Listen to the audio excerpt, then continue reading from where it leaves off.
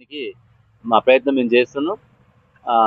దీని మీడియా ద్వారా అప్పీల్ ఏంటంటే, ఇప్పుడు ఎవరైతే ఈ బైక్స్ పోయినాయో వాళ్ళు కూడా కొంత సామాజిక బాధ్యత తీసుకోవాలి. ఎక్కడ పడితే అక్కడ రోడ్ల మీద పెట్టి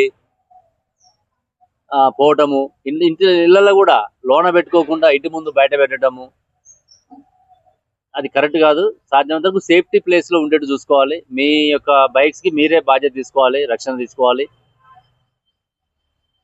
కాబట్టి వాళ్ళు కూడా కొంచెం జాగ్రత్తలు తీసుకోవాలి. ఆ లాక్ సిస్టమ్ కూడా కొంచెం ప్రాపర్ గా పనిచేసినా లేదా అనేది కూడా చేసుకొని అన్ని జాగ్రత్తలు మీరు తీసుకోవాలి. ఇంకా ఏమన్నా లోపాలు ఉంటే వాటి మీద ఈ నేరస్తులు, పాత నేరస్తులు వాళ్ళ మీద మేము నిఘా పెడతాం. జైలు నుంచి ఎవరైతే బయటకు వస్తారో వాళ్ళ మీద నిఘా పెడతాం.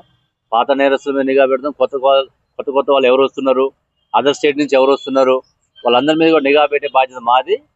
మీరు కూడా కొంత సామాజిక బాధ్యత తీసుకొని మీ బైక్స్ కి మీరు కొంత రక్షణ ఉండేట్టుగా చూసుకోమని చెప్పేసి నేను అప్పీల్ చేస్తున్నా. అదేవిధంగా ఈ అధికారులందరూ కూడా నేను ప్రత్యేకంగా అభినందిస్తూ వీళ్ళని ఈ రోజు కోర్టులో ప్రొడ్యూస్ చేయడం జరుగుతుంది.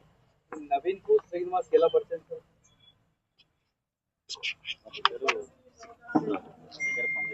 శ్రీనివాస్ ఏమో సెక్యూరిటీ పనిచేస్తున్నాడు, నవీన్ ఏమో ఈ ఊబర్ లో అక్కడక్కడ డ్రైవర్ గా పనిచేస్తాడు. ఆ పనిచేసే ప్రాసెస్ ఇద్దరికి పరిచయం ఏర్పడ్డది. ఆ పరిచయం తోటి మెయిన్ ఇతను నవీన్, ఇక్కడ శ్రీనివాస్ అనేది అన్నిట్లో లేడు, కొన్నిట్లో మాత్రమే అతన్ని భాగస్వామ్యం ఉంది. ఎన్ని సంవత్సరాలు చేస్తున్నారు?